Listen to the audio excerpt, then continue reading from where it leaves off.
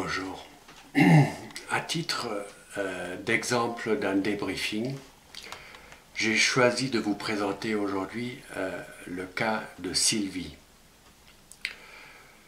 Une jeune femme vient d'assister à une rixe entre gangs rivaux dans le quartier de la Défense à Paris. Son pseudonyme est Sylvie. Ne s'étant pas attendu à un tel échauffourée dans un des hauts lieux de la finance de la capitale, les forces de l'ordre tardent à se rendre sur les lieux. Après avoir dispersé la foule des belligérants, les officiers de police remarquent une silhouette recroquevillée sur elle-même, assise sur les marches d'un escalier. Un agent s'inquiète de son état, mais Sylvie se renferme dans son mutisme. Les médecins du SAMU, dépêchés sur place, ne parviennent pas davantage à provoquer la moindre réaction chez elle. À point nommé, l'un des urgentistes a le réflexe d'appeler SOS Psy et de réquisitionner un local pour que nous puissions prendre en charge la victime. L'un de nos intervenants, Didier, qui se trouve par chance à proximité de l'endroit, répond à l'appel et se rend illico sur place. Alors, voici le compte-rendu de l'intervention. Le bénévole finit par réussir à persuader Sylvie de le suivre dans le dit local, une salle de réunion, et de l'installer dans un fauteuil confortable. À peine assise, elle semble tomber dans un état quasi catatonique. Dans l'espoir de lui faire prendre conscience de son environnement et de la réalité, Didier lui pose une main sur l'épaule, tout en lui adressant des paroles censées apaisantes. Ça y est, vous en êtes sorti indemne. Mais devant le mutisme persistant de la patiente, le psychologue décide de s'impliquer plus personnellement dans la séance et entreprend d'évoquer un épisode de son propre passé. Vous savez, un jour, j'ai été pris à part dans une bagarre. Des semaines après, je croyais que j'étais seul au monde et que personne ne pouvait me comprendre. J'imagine parfaitement ce que vous devez ressentir. C'est alors que Sylvie semble reprendre vie et éclate en sanglots. L'intervenant l'entoure de ses bras avec sollicitude jusqu'à ce que ses pleurs cessent. Visiblement bouleversée, mais commençant à se calmer, elle se tourne vers lui. « Que voulez-vous faire pour moi? Je crois que je suis devenue folle. Je ne me sens plus moi-même et j'ai peur. » Adoptant une attitude délibérément décontractée et sereine, Didier feint d'ignorer temporairement le désarroi qui s'est emparé de sa patiente. D'un ton qui se veut à la fois détaché et rassurant, il lui explique succinctement les principales étapes du débriefing. Puis il lui demande son accord pour participer à la session qu'il se propose de mener avec elle. Elle acquiesce en silence. Alors d'abord l'étape factuelle. Didier demande « Qu'étiez-vous en train de faire juste avant l'incident ?» Sylvie paraît fournir un effort considérable pour retrouver ses souvenirs. Avant de répondre, « Je rentrais de mon travail, je suis secrétaire et dactylo. »« Ah oui, où ça ?» demande Didier. « Dans une compagnie d'assurance. En fait, ma fonction officielle est celle de comptable, de documentaliste et d'archiviste. » Didier demande « Alors de deux choses l'une, soit vos patrons vous exploitent, soit vous faites du travail dissimulé. » Il s'agit évidemment d'une tentative de faire de l'humour pince sans rire, qu'il faut appliquer avec beaucoup de prudence. Interloquée, Sylvie marque un temps d'arrêt avant de saisir la plaisanterie. Pour la première fois, depuis le début de l'entretien, elle esquisse un sourire. Donc, ça a fonctionné. J'imagine que c'était surtout l'attitude et la manière de présenter les choses de la part de l'intervenant qui ont permis que la plaisanterie fonctionne dans ce cas-là. Évidemment, Didier ne se fait pas d'illusions, sachant que cette embellie n'est que passagère et que la blessure est loin d'être guérie. Il poursuit « Vous vous sentez bien dans votre emploi ?» Non, pas vraiment. Mes collègues se moquent souvent de moi, de mon mauvais goût vestimentaire, de ma sensiblerie. Il m'arrive de pleurer pour un oui, pour un non. Ah, à quoi vous avez pensé en partant du travail? J'ai ruminé sur mon supérieur direct qui m'a pris en grippe. À vrai dire, je crois que je suis sur la sellette et qu'ils ne vont pas tarder à trouver un prétexte pour me virer.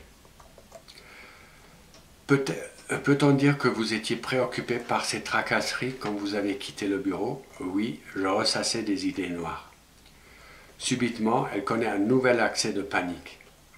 Ses yeux écarquillés et secoués, les yeux écarquillés et secoués de sanglots, elle se cramponne à l'avant-bras de l'intervenant. Celui-ci, habitué à faire face aux réactions émotionnelles les plus impromptues, et sans se départir de son rôle de médiateur, s'efforce de la réconforter avec quelques mots rassurants. Lorsqu'elle se tranquillise un temps soit peu, Didier continue le débriefing comme si de rien n'avait été. Je vous prie de vous concentrer sur les seuls faits, comme si vous étiez une spectatrice extérieure. Vous avez dit que vous étiez accaparé par des pensées moroses au moment de sortir de votre lieu de travail. Oui, j'étais affligé par les humiliations que me fait subir à longueur de journée. J'étais complètement absorbé par mes rêveries, je ne voyais même plus ce qui m'entourait. Et qu'est-ce qui vous a fait sortir de vos rêveries? Quelqu'un m'a frôlé, il courait tout en poussant des injures. Puis j'ai vu deux groupes de jeunes, dont certains portaient des cagoules, ils convergeaient sur moi. Pendant un instant, j'ai cru qu'ils voulaient s'en prendre à moi. J'ai pris mes jambes à mon cou pour m'enfuir. Sylvie se remet à pleurer, mais Didier l'interrompt aussitôt pour couper court à l'apparition éventuelle d'une autre crise d'angoisse et lui demande « Mais vous avez compris qu'il ne cherchait pas à vous agresser, vous ?»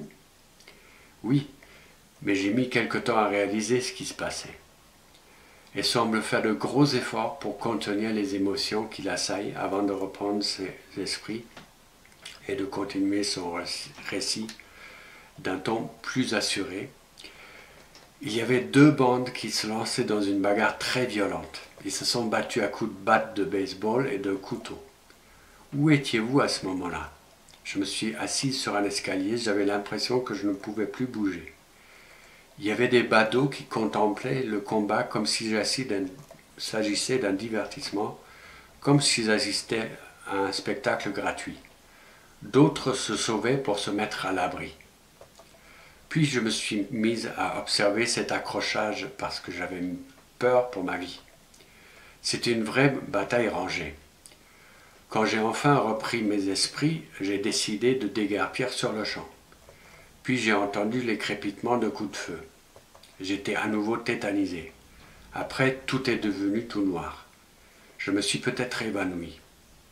Vous rappelez-vous ce qui vous a réveillé? Non. Si. Je crois que c'était un ambulancier ou un pompier. Et maintenant, vous réalisez que vous êtes hors de danger? Oui, je crois que oui. Même si j'ai encore du mal à comprendre ce qui s'est vraiment passé. Et surtout pourquoi c'est tombé sur moi. Mais je vois que je suis terré d'affaire. C'est très bien, arrêtons-nous là pour cette partie de l'entretien.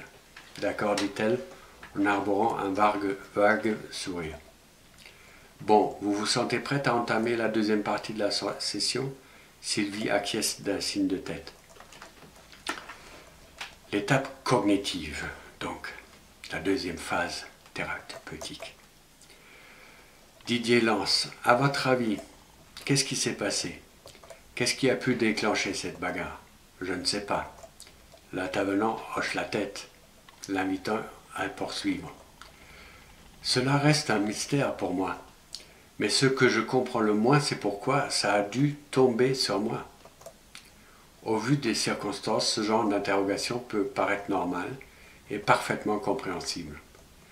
Cependant, dans une perspective psychoclinique, une nuance dans ce questionnement, en ce qu'il est centré sur soi, relève d'une manifestation paranoïde à minima. Ceci d'un point de vue purement structuraliste et psychoclinique, voire métapsychologique.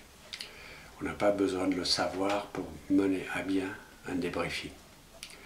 Si une telle actualisation légèrement délirante de l'imaginaire trouve ses origines souvent dans l'histoire du sujet, le psychologue évite ici d'explorer plus avant cet aspect foncièrement inconscient de la réaction de la patiente. Didier se contente de dire « On reviendra plus tard sur cette question-là. Pour l'instant, je vous prie d'analyser les événements comme si vous étiez une enquêtrice, une policière ou une journaliste. » Heureusement, Sylvie semble comprendre la fonction fondamentale que remplit le respect de la consigne. Par ailleurs, la rigueur même du cadre de l'entretien paraît avoir contribué à la calmer un tant soit peu. Elle secoue la tête puis déclare « Tout ce que j'ai compris, c'est que c'étaient de jeunes voyous, ils appartenaient évidemment à des groupes ennemis. Ils ont décidé de se taper dessus. Vous ne voyez pas de raison plus précise pour qu'ils s'affrontent de la sorte. Il devait s'agir d'un règlement de compte, probablement une histoire de drogue ou un différend de territoire entre bandes. Et comment vous expliquer qu'ils ont choisi justement cet endroit-là pour se battre? Après avoir réfléchi pendant quelques instants, elle lance « Je ne sais pas. C'est un lieu public très fréquenté. Il y a beaucoup de commerces, de banques, de grands établissements, de tout genre. Peut-être qu'ils escomptaient que la police serait prise au dépourvu. Ça a d'ailleurs été le cas. Sylvie se remet à méditer et l'intervenant juge le moment propice pour la relancer. Vous voyez d'autres motifs à leur stratégie? J'imagine qu'ils cherchaient à se faire remarquer, à se faire de la publicité. Il se peut qu'ils aient aussi voulu intimider les gens ordinaires ou les autorités et faire une sorte de démonstration de force. Se posant pour l'occasion en expert en la matière, Didier la félicite pour son discernement. Bien vu. En effet, je pense que vous feriez une excellente détective. Sylvie accueille le compliment en rougissant. L'intervenant décide alors de l'interroger sur les raisons de sa présence sur les lieux, en l'exhortant à se montrer aussi objective que possible. Je crois que je suis simplement mal tombé. J'étais au mauvais moment, au mauvais endroit. Exactement. Il est peu plausible qu'il se soit donné rendez-vous en fonction de votre emploi du temps. Pour créer les conditions favorables à la transition vers la troisième étape, l'étape subjective, Didier l'engage à spéculer sur les origines de la guerre des gangs et à développer un peu ses opinions et ses analyses à ce propos. Apaisée et manifestement intéressée par cette question, Sylvie montre même un certain entrain en se prêtant à cet exercice. Après s'être assurée que la patiente a retrouvé une certaine confiance en elle-même et qu'elle a pris suffisamment de recul vis-à-vis de son épreuve choquante pour poursuivre le débriefing, le psychologue lui propose d'entamer la phase subjective. Alors l'étape subjective, au vu de l'état psychologique assez satisfaisant de Sylvie, Didier formule sans détour la question introductive. À quoi étiez-vous en train de penser juste avant de remarquer le début des hostilités? J'étais préoccupé par la mauvaise ambiance qui règne dans mon travail. J'étais à la fois triste et fâché à cause du mépris que me montraient mes collègues.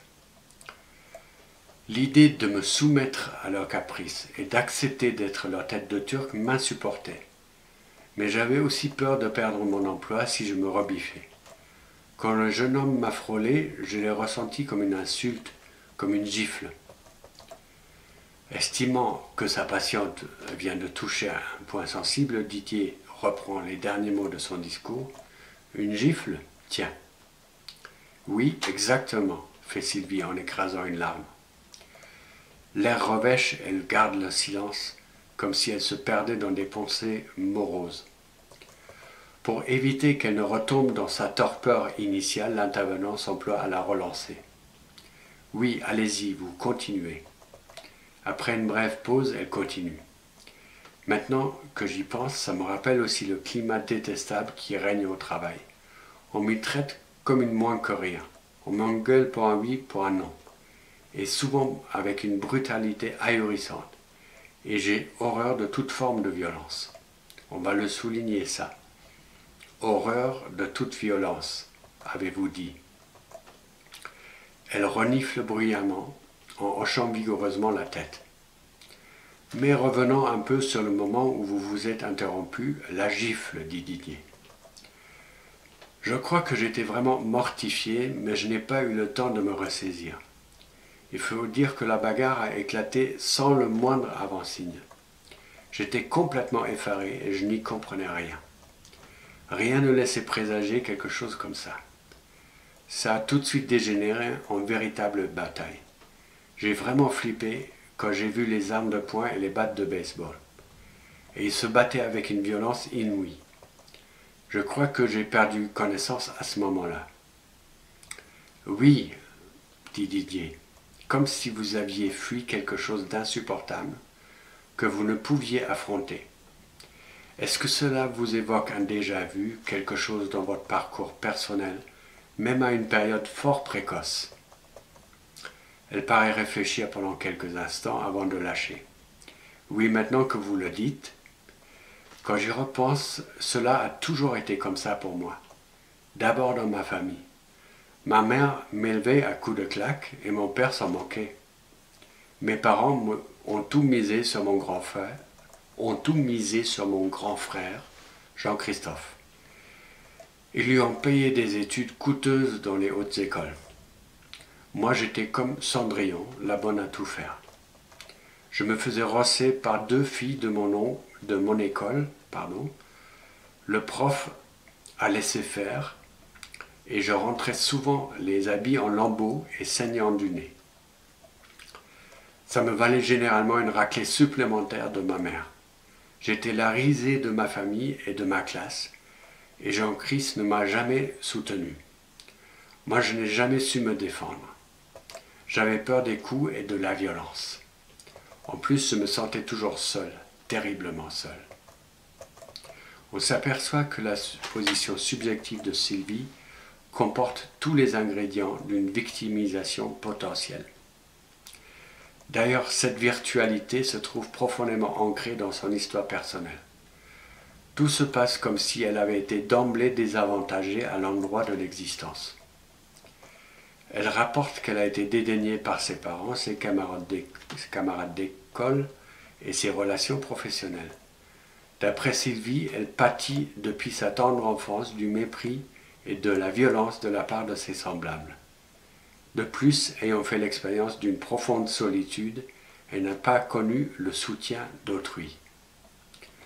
La stase dans son inconscient de ce vécu anxiogène semble avoir contribué à déterminer sa disposition victimaire, la prédisposant à actualiser un positionnement à une place d'objet. Connaissant les écueils que recèle une telle position après un événement traumatisant, susceptible d'occasionner une décompensation psychotique, le psychologue se résout à cantonner les objectifs de la session à la résolution du seul choc traumatique. Avez-vous déjà connu des évanouissements ou du moins l'envie de fuir une situation insupportable? Elle réfléchit avant de dire oui, souvent. Quand j'étais petite et que les autres élèves me tensaient ou me cognaient, mais aussi quand ma mère se mettait à me frapper. Et jamais personne n'a volé à votre secours? Sylvie paraît frappée d'une intuition soudaine, comme si elle venait de prendre conscience de quelque chose d'essentiel. Non, jamais. C'est vrai ça. Je crois que finalement c'est peut-être ça le pire. Elle réprime un sanglot. Didier attend qu'elle se calme un peu avant de poursuivre. Pourrait-on relier votre angoisse à votre impression de solitude? Oui, bien sûr. C'est exactement ça. Je me sens abandonné. Bon, on va s'arrêter là, dit Didier. Abandonné. Oui, mais vous ne l'êtes pas. Vous ne l'êtes plus désormais. On se verra demain pour continuer cette partie du débriefing si vous le voulez bien. Je veux bien, mais si cela ne suffit pas pour me soigner, qu'est-ce que je peux faire? En ce cas, je vous proposerai d'entamer une psychothérapie ou une psychanalyse avec un praticien de votre choix, avec moi-même si vous le désirez, peu importe. Après la séance du lendemain, la patiente rapporte des épisodes assez précoces de son parcours qui renvoient invariablement à l'angoisse d'abandon. Didier peut constater que ni le débriefing, ni une thérapie brève ne recèlent de ressources thérapeutiques suffisantes pour venir à bout d'une pathologie aussi ancienne et qui puise ses sources probablement dans l'espace pré-œdipien. Le surlendemain, elle s'aperçoit d'elle-même que ses besoins thérapeutiques dépassent les possibilités du débriefing. D'abord, au comble du désespoir, elle finit par demander à Didier de la prendre en analyse. Celui-ci accepte en ajoutant « Vous avez découvert ce dont vous souffrez, et depuis longtemps. C'est ce qu'on appelle un syndrome d'abandon. » S'il lui répond « Là, ça me parle. Je crois que vous avez mis le doigt dessus. Ça me handicape dans ma vie de tous les jours et ça m'empêche de vivre. » Vous voyez, parfois à quelque chose malheur est bon. À terme, le triste événement que vous venez de vivre se révélera peut-être une aubaine pour vous. En tout cas, ce qui compte, c'est que vous mettiez toutes les chances de votre côté pour vous débarrasser de votre souffrance. Sylvie demande à l'intervenant s'il peut se rendre à son domicile, du moins au début, et pour prévenir une rechute. Habitué à diriger des cures hors les murs, comme c'est le cas pour tous les intervenants de SOS Psy, Didier lui donne son accord. L'analyse se poursuit à un rythme de 2 séances hebdomadaires d'une demi-heure, durant 2 ans et demi, avant de connaître un dénouement heureux. Débarrassée de son anxiété persistante, elle a réussi à s'imposer auprès de ses collègues de travail et elle a redécouvert la joie de vivre.